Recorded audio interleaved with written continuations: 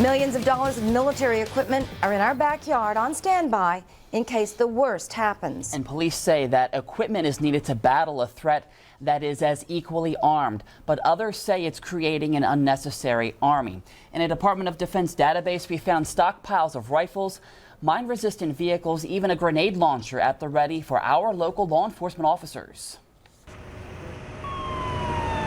Fully armed police officers surrounded an auto collision center in Albemarle County in May during a tense 4-hour-long standoff with an armed suspect. These are evil times in which we live. Last year, SWAT teams raided a house on Rugby Road, uncovering a major fake identification card operation. It is equipment that we need and can use. And in 2012, electronic surveillance equipment and an armored truck brought an end to a deadly standoff on Rio Mills Road. The rifles, for example, helmets, those kinds of things to protect our officers were certainly valuable in resolving those incidents. Congress authorized the 1033 program in 1996. The program, now run by the Defense Logistics Agency, allows excess military property to be transferred to state and local agencies. Since then, Virginia has received $107.3 million in military equipment. That includes vehicles, weapons, and general property. This is really, I think, a really critical program for law enforcement. Albemarle has stockpiled 154 guns under the program, the most of any agency.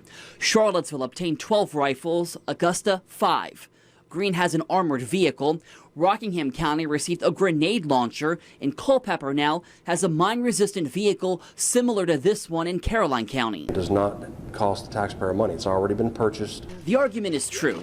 Localities don't have to pay for equipment acquired through the 1033 program, but federal dollars or taxpayer dollars were originally used to buy the equipment. Back then and even today, those are ways for police departments to save money, to not impact the county budgets. Yeah, well, they are overly militarized. The Rutherford Institute's John Whitehead says American citizens are becoming paranoid by what they see and should be concerned. Whitehead recently wrote a book on the topic. Why would Albemarle County need 154 rifles when they don't have that many policemen? What do they need that for? It may just be that a local police department like Charlottesville, Albemarle might have to stand up a contingent of resources to use overwhelming force to maintain the safety of this community. Police have taken steps to demilitarize their weapons. Both Charlottesville and Albemarle police have modified their M16A1s, changing them from fully automatic to semi-automatic. We didn't really see the need to have a fully automatic weapon in an urban environment. But when crisis does strike, area law enforcement are confident they are armed with the necessary tools to protect and serve.